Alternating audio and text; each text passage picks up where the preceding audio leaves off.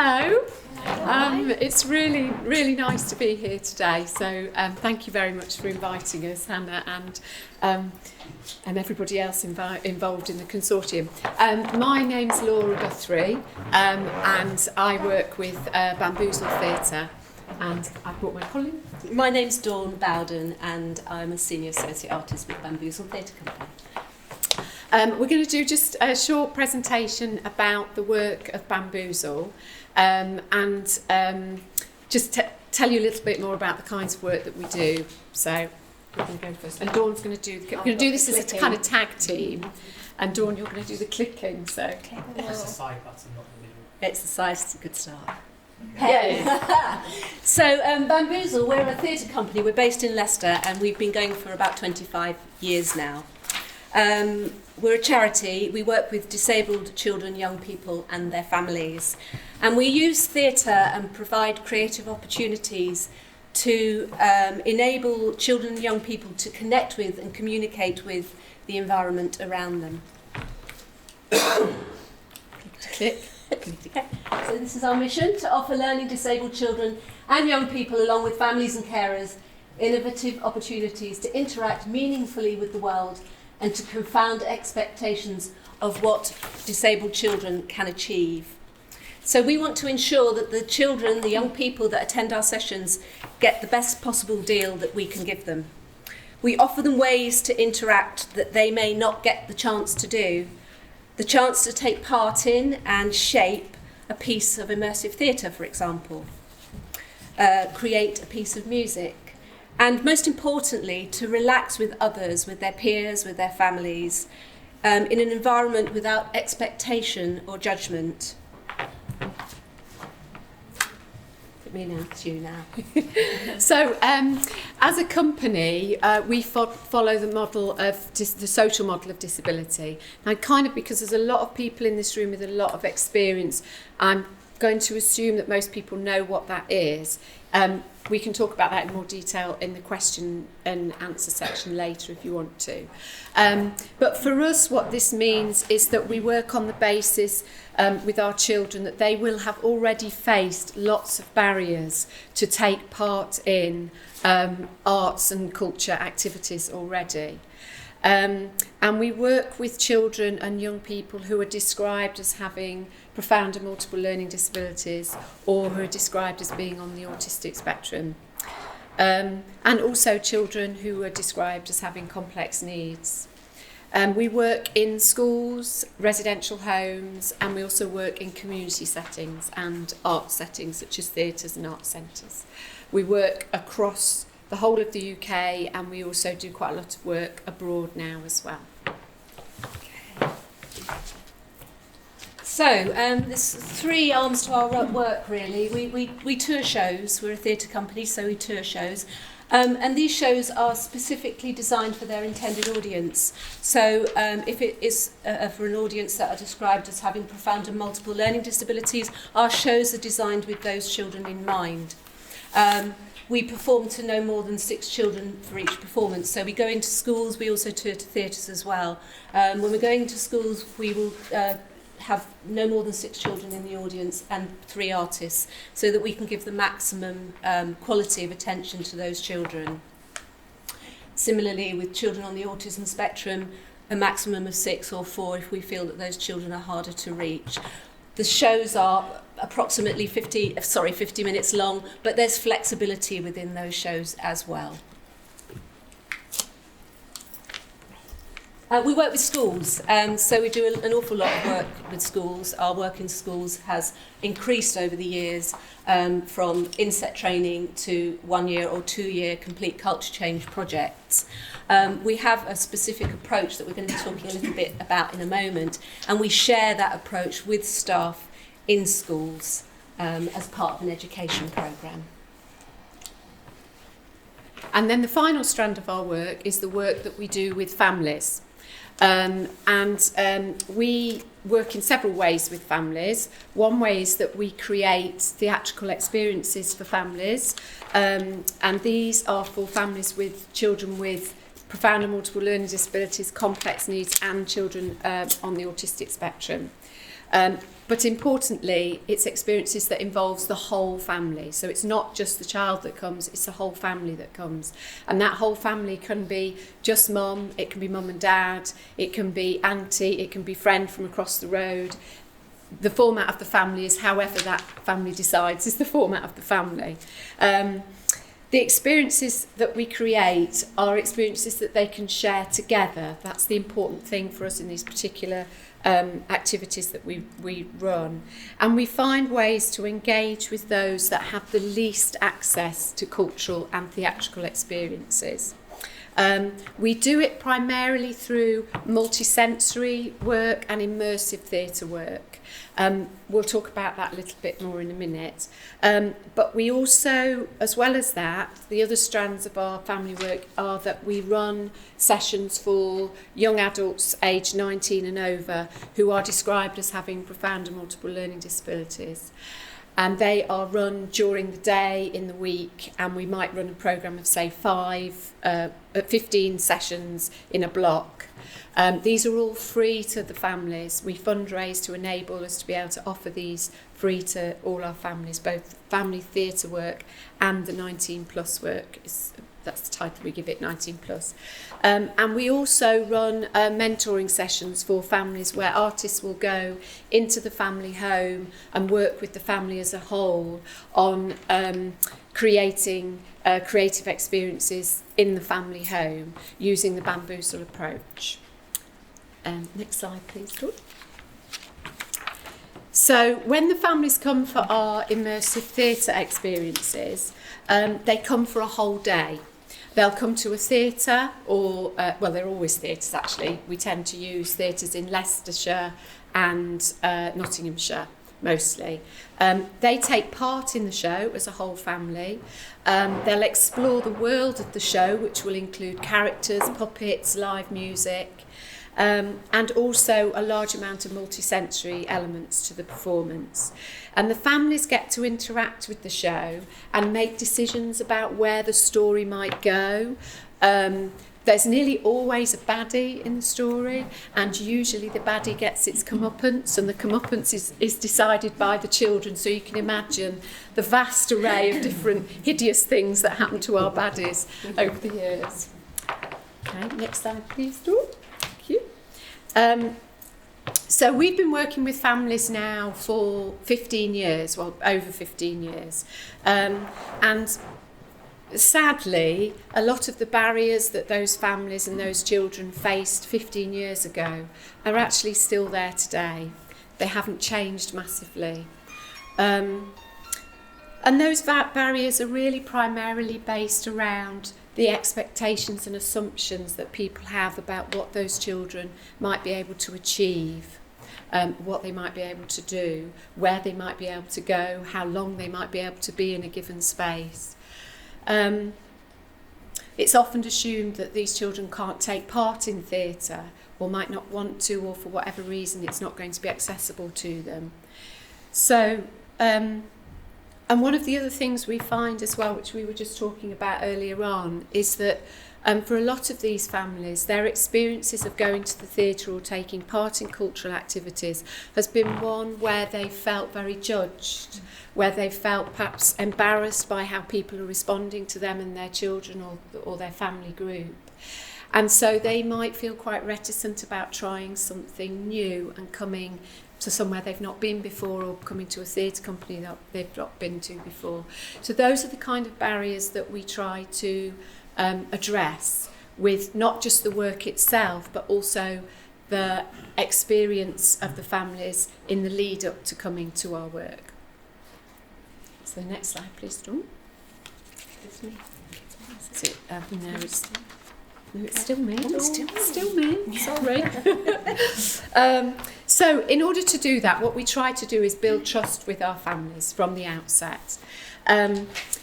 We want them to know that they'll not be judged, and we want them to know that their child is welcome and they are welcome as a family unit.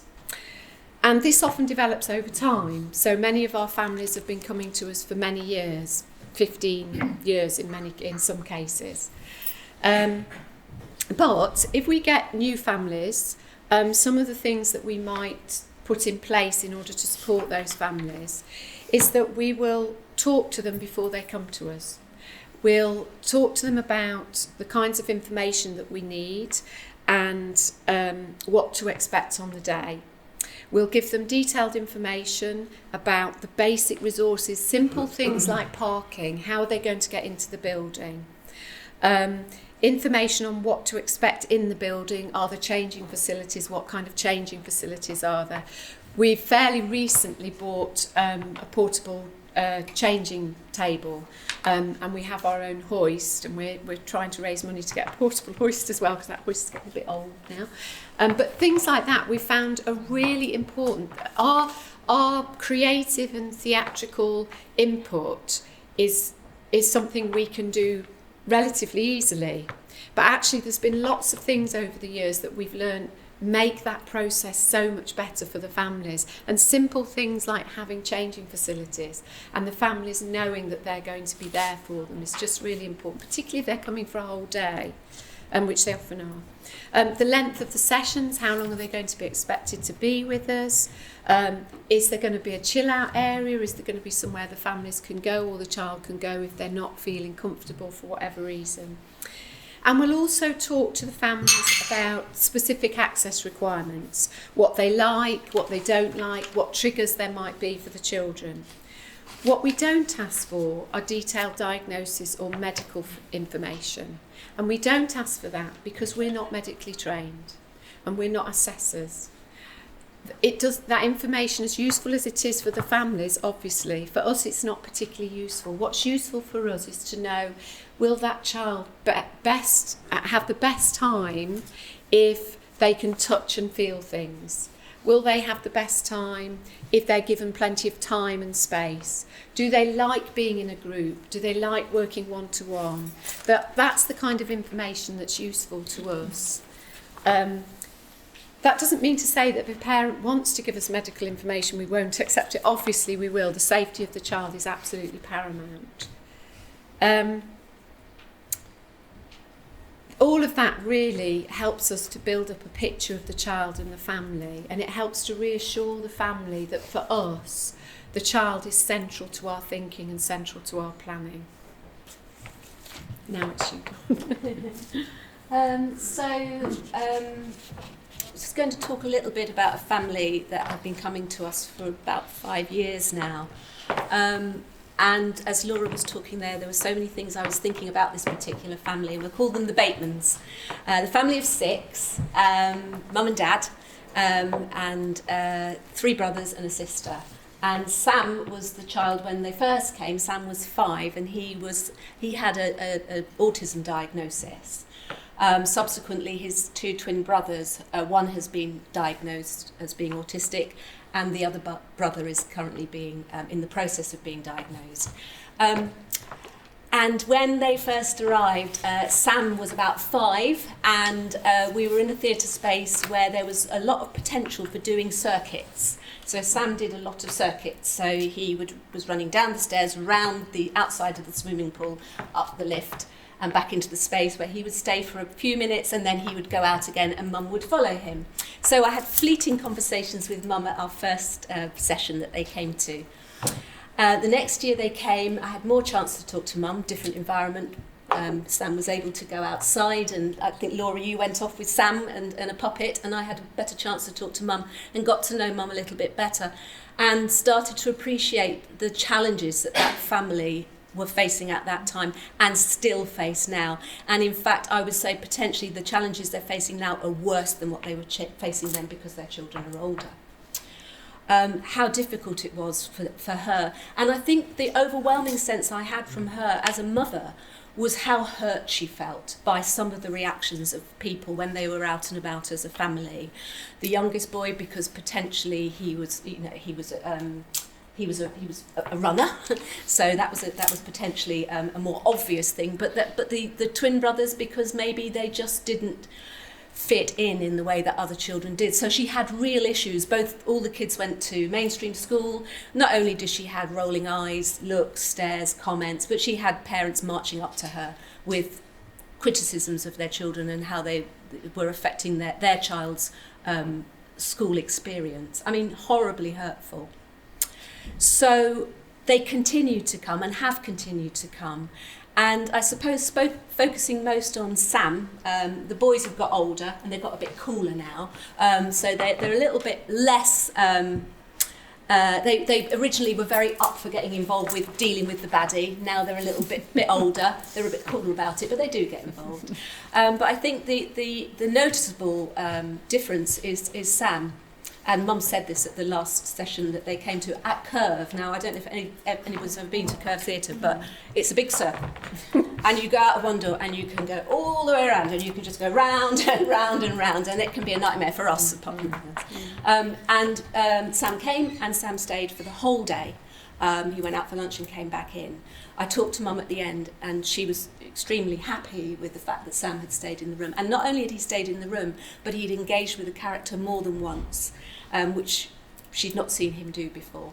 And we talked about why that might be. And what she reiterated is what she says every time that she comes, and that is, this is a space where we feel as a family completely relaxed, where we feel we are not judged. There's no expectation placed on us. And because of that, we know we can come here, and when we wake up in the morning, we feel relaxed. We know that when we go to Bamboozle, nobody's going to judge us. So as a family, we're relaxed, and that makes Sam feel relaxed as well. It's not just Bamboozle that's done that. I wouldn't be arrogant enough to say it was. There is also Clayton, the assistance dog, that has helped enormously, and we love having Clayton. There's a whole gamut of things that have made that possible. But as a family, she would say that Bamboozle is the only place that they can come as a whole family where they feel accepted, relaxed, and where there's something for everybody to do. Okay. So that's kind of the work that we do, the nuts and bolts of what we do. We've mentioned a couple of times that we have a particular approach. So Bamboozle's approach is based on a series of behavioural and linguistic strategies. And these enable children to engage meaningfully with the world. This approach has been developed over sort of the last 25 years, really. But it comes from realising that the work that we were doing, I'd say probably about 10 years ago, we kind of started to think the work that we're doing is having a very specific impact on the children that we're working with, and wondered why that was, because we didn't feel we were doing anything particularly different to other creative arts organisations or individuals, but clearly what we were doing was having an impact. So we spent some time observing each other within the organisation, having external people, observers, and talking through and unpicking what it was that we were doing. And from that we came up with two kind of fundamental beliefs, which are up on the slide here, which are that children, whatever their abilities or disabilities, know more than we think they do, and they can do more than anyone yet realises. And the second one is that if you remove adult opinions and expectations, you enable children to explore, develop and learn without fear.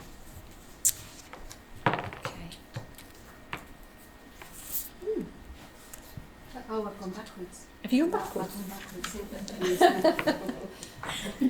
That's a photograph from one of our 19 plus sessions. That's a young man who's been coming since he was tiny. He was tiny. Yeah. He's not tiny anymore. He's not tiny. He's a young man, yeah. The principles that sit behind our work, we create what we call an enabled space, and that's an environment that's free from interruption. We give the young people time and space to experience, to explore and to express. And importantly, we go to where they are physically and emotionally before to build rapport before we invite them to engage in the activities that we have available to them. Laura's just talked about it, we provide a space where children are neither praised nor criticised, and this is fundamental to our work. So by not directly praising, good, well done, we're letting go of the need to get a particular result. Doesn't mean we don't have a desired outcome, because we do, but we're not driving it in a particular direction. We're not driving it in the direction that we want it to go in, so that we can say, good, well done, you've done what we wanted you to do. We let go of expectations of what a child can and cannot do, and we focus on what's possible, because we're not looking for reasons to praise. And we're able to then give the highest quality of attention without expectation. And we're able to look for every possible indicator of communication. So just finally, the last kind of element of what we do in terms of how we work with the families is we work in quite a traditional way in terms of a lot of you will have experienced visual stories when you go to the theatre. So we do that as well. So as part of the setup package, I suppose, for when people come when families come to both our shows and our family work, we will provide visual stories for the families as well. And we've got one copy of one which we can leave if people want to look through. But you'll be very familiar with the format of them. It's really just a way. It's just a way for us to give families the detail about what to expect, in particular the children, and particularly for children on the autistic spectrum. Interestingly, we set this up for children on the autistic spectrum, but many of the families with children with more complex needs also like these visual stories, and they come to the day with these visual stories well thumbed and usually in a bit of a state because they've used it maybe sometimes as part of bedtime routine, one family said to me, which was really lovely. The only downside to this is that where we do our family work, our immersive theatre family work, we might be resident in a theatre for a whole week, and we have different families come to us each day, and similar to our shows, we only have 6 families per day, so it's not a huge, we keep it to an accessible sized group really. What was I saying? Oh yeah, so because we're there for a week and because we're a creative team, by kind of day 2 or 3, some things have been tweaked a bit. So we have had some experiences where people have come and something that was on the visual story hasn't quite turned out like that. And so we have this whole kind of thing where we then have to explain, well, you know well, we had to change that slightly because blah, blah, blah. So, it's a great tool. The visual stories are a great tool for the families to prepare themselves to come for the day. So I think that's everything we have to say. Is that okay? Thank you, Linda. That's fantastic. Okay.